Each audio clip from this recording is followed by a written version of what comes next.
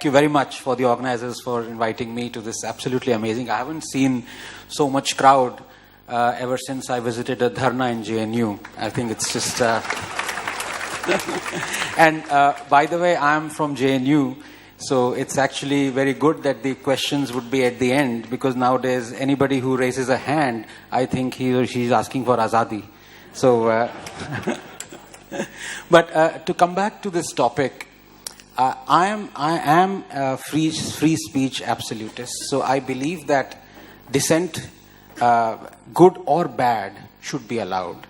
So there is room for good dissent, and there is room for bad dissent. And I would say ridicule all other isms except criticism. But the problem that we are seeing ever since 2014 is it's almost like a Cambrian explosion, as we call in science, as if that anything bad that has ever happened in this country, anyone who's been ever ruined, the economy, the institutions, the people, the corruption, has happened since 2014. Before 2014, everything was absolute. It was like a Garden of Eden, people strolling out and onto a beach, and everything was absolutely nice. There were no riots, there was no lynching, India wasn't Lynchistan, there was no emergency, the judges were absolutely perfect, the institutions, RBI was working, the best central bank in the world, our cricket was in great shape, and our journalists were just brilliant journalists, and everything went wrong on 16th of May 2014 when Mr. Modi was elected. Now, the point is, you can have that view.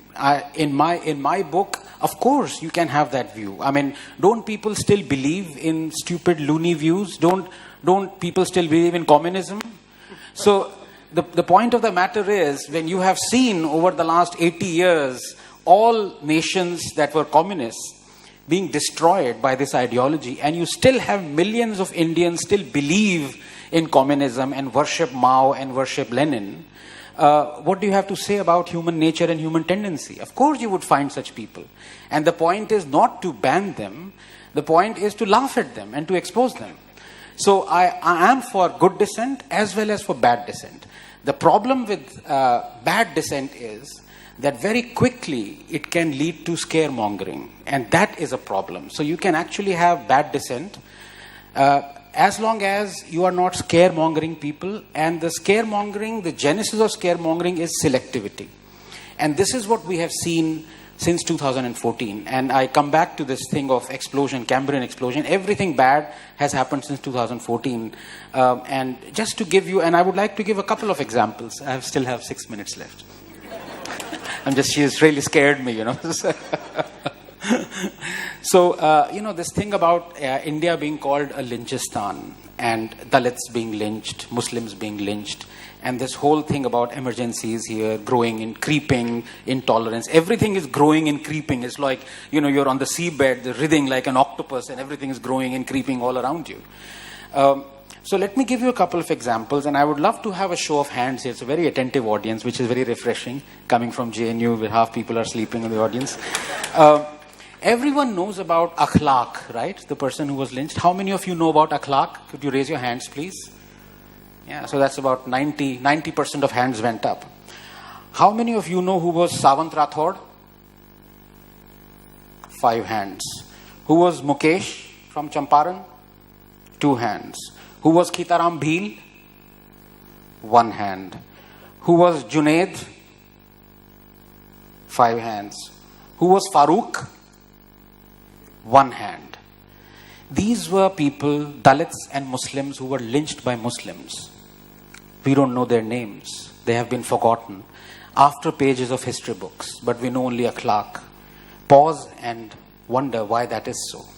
In the last 1 year, there have been more than 100 attacks, lynchings, attempted lynchings by Muslim mobs on Muslims, on Hindus, on Dalits. They just don't appear in the news. They just slip away.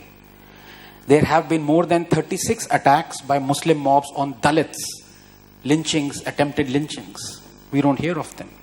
So this is where you can have bad dissent. You can say that, yes, lynchings are happening. But if you are selective about it, this leads to scaremongering. This leads to people believing that India has suddenly gone down the drain in the last 4 years, that all these things weren't happening before, all these things are happening now. That is one problem. The other, roughly I have about 4 minutes left, which is about fine, which is about this freedom of expression. And again, I would love to have a show of hands. And when we think of freedom of expression and stifling of freedom of expression, banning things, we normally think of Indira Gandhi. So how many of you think that Indira Gandhi stifled freedom of expression? Show of hands, please. Of course, emergency, so everyone. How many of you think Nehru, the paragon of freedom of expression, stifled freedom of expression? Yeah, so this is but I would say still half the hands are still in their pockets. And the reason for that is this kind of propaganda that has been let loose on us through books, through paid, sold out editors, through people who are, for want of a better word, PDs of the dynasty. Sorry about that. And the reason for that is that this one comment that Nehru made to a cartoonist, very famous cartoonist called Shankar. Now, he was drawing the ire of a lot of political leaders for the cartooning that he was drawing of, cartoons he was drawing of them. Whereas Nehru said, "Don't spare me, Shankar." Now, this kind of phrase has been immortalized, that it is actually Nehru who stood up for, being lampooned by these people and who was always... So, let me now, I have 3 minutes left. Let me narrate the state of freedom of expression under Pandit Jawaharlal Nehru. First Amendment was brought in, reasonable restrictions, incitement, disruption of public order. Poet Majru Sultanpuri was jailed for 1 year for calling Nehru Hitler ka chela. First democratically elected communist government in Kerala was dismissed. Congress president said communist parties wouldn't be allowed to participate in general elections. Stanley Woopert's book 9 Hours to Rama was banned. The book Chandra Mohini was banned. Audrey Menon's The Ramayana was banned. Campbell's The Heart of India was banned. Koestler's The Lotus and the Robot was banned. Import of any newspaper that undermined friendly relations with foreign states was banned. Aziz Beg's Captive Kashmir was banned. Frischler's Aisha was banned. Bertrand Russell's Unarmed Victory was banned. Robson's 9 Hours to Rama was banned. Sardanvi's Marke Somnath was banned. Robert Taylor's The Dark Urge was banned. Selling Lady Chatelier's Lover was banned. The book What Has Religion Done for Mankind was banned. Ratmanath's Bhupat Singh was banned. Import of any obscene drawing or painting was banned. Mrinal Sen's film Neel Akshar Niche was banned. Menon's Rama Retold was banned. Tony Hagen's book Nepal was banned. The RSS organizer was censored. Its publishers prosecuted. Film Gokul Shankar was banned. Godse's Testimony was banned. Goswami's Runumi was banned. Historian Dharampal was jailed for criticizing Nehru post-Indochina war. Release of 1962 war film Bhool Na Jana was blocked. President Rajendra Prasad's speech was barred from distribution. Harmonium was banned from AIR. Draconian Press Objectionable Act was passed. Columnist Vivek was fired. His column critical of Nehru discontinued.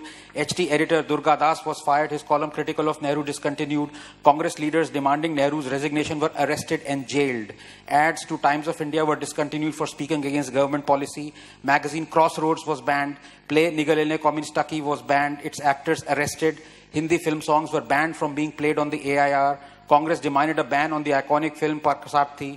Film Nastik was banned. Western pop music was banned from the AIR. People's Theatre Association was banned. Play Harpida Master was banned. Film Ganga Jamuna was blocked. Sarat Chandra Chattopadhyay's play Mahesh was banned. Tagore's play Gora was banned. Balraj Sani's play Jadoo Ki Kursi was banned. Tagore's play Besarjan was banned. Pradeep's film song was deleted.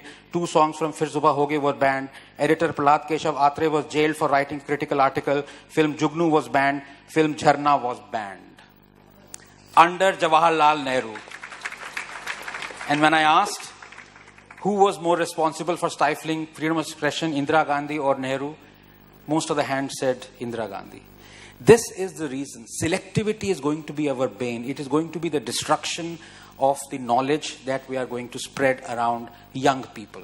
And that is why I will always have my praise for the younger generation and the social media. You are the real warriors. You are going to put all these people and all these politicians to shame. Thank you.